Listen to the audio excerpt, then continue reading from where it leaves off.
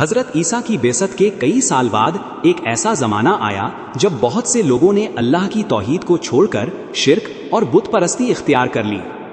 اس دور کا ایک ظالم بادشاہ اپنی سلطنت میں یہی چاہتا تھا کہ ہر شخص اس کے مذہب کو قبول کرے اور جو انکار کرے اسے سخت سزا دی جائے۔ اسی شہر میں چند نوجوان رہتے تھے۔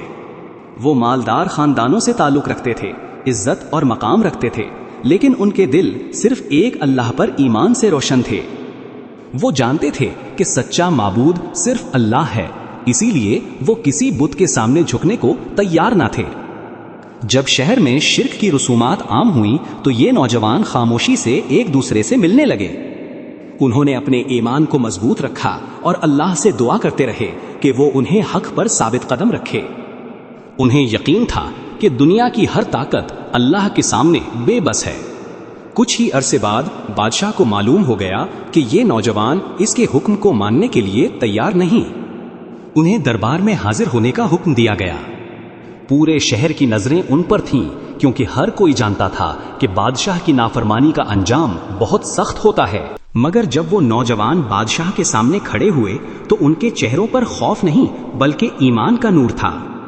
انہوں نے نہایت اطمینان سے اعلان کیا کہ ہمارا رب آسمانوں اور زمین کا رب ہے اور ہم اس کے سوا کسی کو معبود نہیں مان سکتے۔ ان کے یہ الفاظ دربار میں موجود ہر شخص کے لیے حیرت کا باعث بن گئے۔ بادشاہ ان کی بات سن کر غصے سے آگ بگولا ہو گیا۔ اس نے سخت لہجے میں کہا کہ اگر تم نے اپنا عقیدہ نہ بدلا تو تمہیں ایسی سزا دی جائے گی جسے دیکھ کر دوسرے لوگ بھی عبرت حاصل کریں گے۔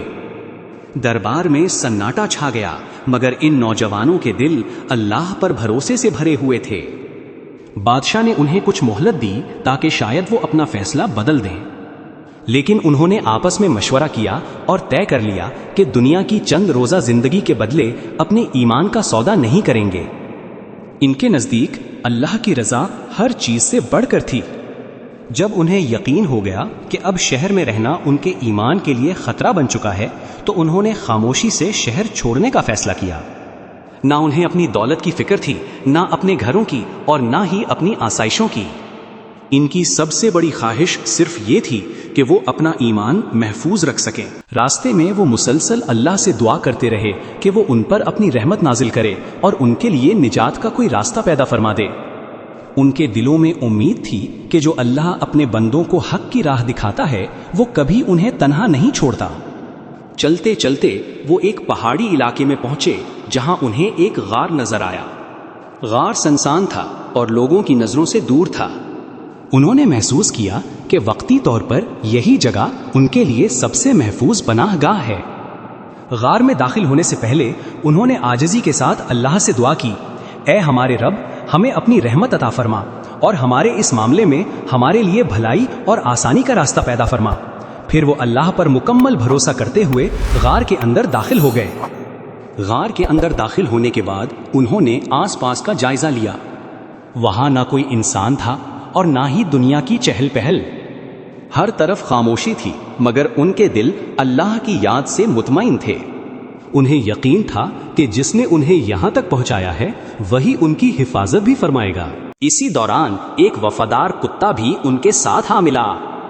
وہ غار کے دہانے پر اپنے اگلے دونوں پاؤں پھیلا کر بیٹھ گیا، گویا اپنے مالکوں کی حفاظت پر مامور ہو۔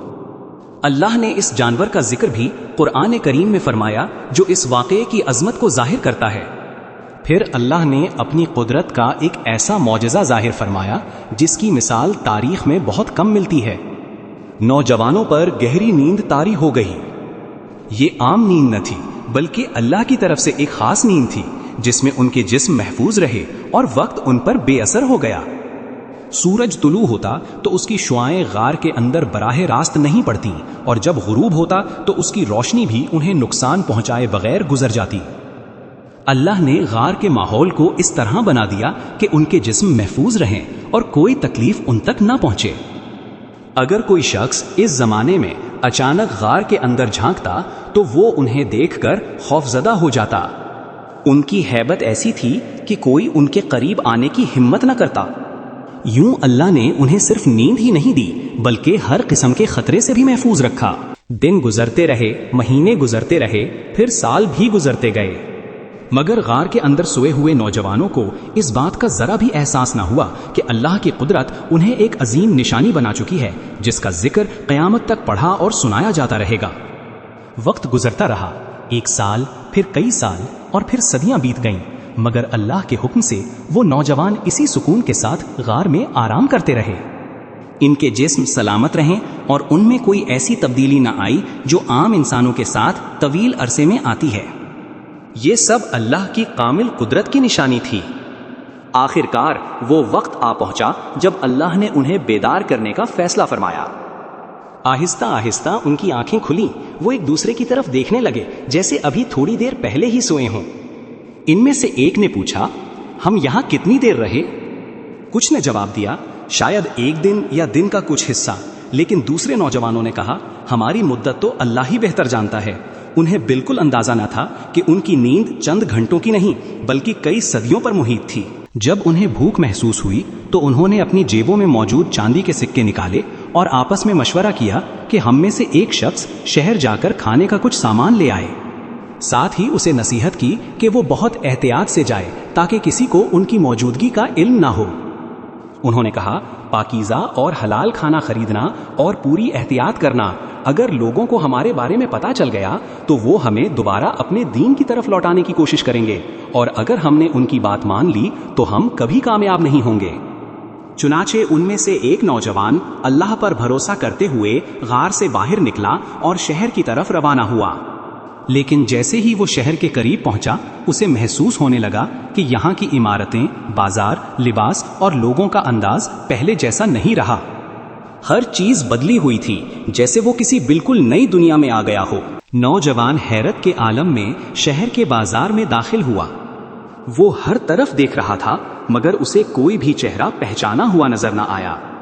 لوگوں کے لباس بدل چکے تھے، عمارتوں کا انداز مختلف تھا اور شہر کی فضا بھی پہلے جیسی نہ رہی تھی۔ وہ خاموشی سے ایک دکان پر گیا تاکہ کھانے کا سامان خرید سکے۔ جب اس نے قیمت ادا کرنے کے لیے اپنی جیب سے چاندی کا سکہ نکالا تو دکاندار اسے دیکھ کر چونک گیا۔ اس نے سکہ ہاتھ میں لے کر غور سے دیکھا۔ یہ ایک بہت پرانا سکہ تھا، ایسا سکہ جو اس زمانے میں رائج ہی نہیں تھا۔ دکاندار نے فوراً آس پاس کے لوگوں کو بلا لیا۔ چند ہی لمحوں میں وہاں ایک ہجوم جمع ہو گیا۔ ہر شخص اس سکے کو حیرت سے دیکھ رہا تھا۔ لوگ آپس میں باتیں کرنے لگے کہ یہ سکہ تو کئی صدیوں پرانے بادشاہ کے دور کا معلوم ہوتا ہے۔ لوگوں نے نوجوان سے پوچھا، یہ سکہ تمہیں کہاں سے ملا؟ کیا تمہیں کوئی پرانا خزانہ ملا ہے؟ نوجوان ان کے سوالات سن کر حیران رہ گیا۔ اس نے سادگی سے جواب دیا کہ یہ تو اس کی اپنی رقم ہے اور وہ صرف کھانا خریدنے آیا ہے۔ جب اس نے اپنے شہر، اپنے بادشاہ اور اپنے زمانے کا ذکر کیا تو لوگوں کی حیرت اور بھی بڑھ گئی۔ اب سب کو یقین ہونے لگا کہ اس نوجوان کے ساتھ کوئی غیر معمولی معاملہ پیش آیا ہے۔ شہر کے معتبر لوگ بھی وہاں پہنچ گئے اور اسے احترام کے ساتھ اپنے ساتھ لے گئے تاکہ پوری حقیقت معلوم کی جا سکے۔ اس وقت تک اللہ نے حالات کو مکمل طور پر بدل دیا تھا۔ وہ ظالم بادشاہ بہت پہلے مر چکا تھا، شرک کا نظام ختم ہو چکا تھا اور شہر میں اللہ پر ایمان رکھنے والے لوگ آباد تھے۔ اب اللہ اپنی ایک عظیم نشانی لوگوں کے سامنے ظاہر کرنے والا تھا۔ شہر کے بزرگوں اور اہل علم نے نوجوان کی بات بڑے غور سے سنی۔ جب اس نے اپنے ساتھیوں غار اور اس ظالم بادشاہ کا ذکر کیا تو انہیں احساس ہونے لگا کہ شاید یہ وہی نوجوان ہے جن کا واقعہ نسل در نسل لوگوں میں بیان ہوتا رہا ہے۔ لوگ اس نوجوان کے ساتھ غار کی طرف روانہ ہوئے۔ راستے بھر ہر شخص کے دل میں بے شمار سوالات تھے۔ کوئی یقین نہیں کر پا رہا تھا کہ ایک انسان کئی صدیوں بعد بھی زندہ بیدار ہو سکتا ہے، مگر اللہ کی قدرت کے سامنے ہر ناممکن ممکن ہے۔ جب وہ غار کے قریب پہنچے تو باقی نوجوان بھی اپنے ساتھی کے انتظار میں موجود تھے۔ انہوں نے اتنے زیادہ لوگوں کو اپنی طرف آتے دیکھا تو پہلے حیران ہوئے، لیکن جلد ہی انہیں معلوم ہو گیا کہ اللہ نے حالات بدل دیے ہیں اور وہ زمانہ ختم ہو چکا ہے جس میں انہیں اپنے ایمان کی وجہ سے جان بچا کر بھاگنا پڑا تھا۔ لوگ غار کے اندر داخل ہوئے اور ان نوجوانوں کو دیکھ کر اللہ کی قدرت کے معترف ہو گئے۔ سب جان گئے کہ اللہ جب چاہے اپنے بندوں کو جس طرح چاہے محفوظ رکھ سکتا ہے اور وہ مردوں کو دوبارہ زندہ کرنے پر بھی پوری قدرت رکھتا ہے۔ یہ واقعہ دیکھ کر لوگوں کے دلوں میں آخرت اور دوبارہ زندہ کیے جانے کے بارے میں یقین پہلے سے کہیں زیادہ مضبوط ہو گیا۔ انہیں سمجھ آ گئی کہ اللہ کا ہر وعدہ سچا ہے اور قیامت کا آنا یقینی ہے۔ اللہ کا یہ عظیم معجزہ دنیا کے لیے ہمیشہ کی نشانی بن گیا۔ آج بھی جب اصحاب کہف کا واقعہ پڑھا جاتا ہے تو یہ ایمان، ثابت قدمی، اللہ پر کامل بھروسے اور اس کی بے مثال قدرت کی یاد تازہ کر دیتا ہے۔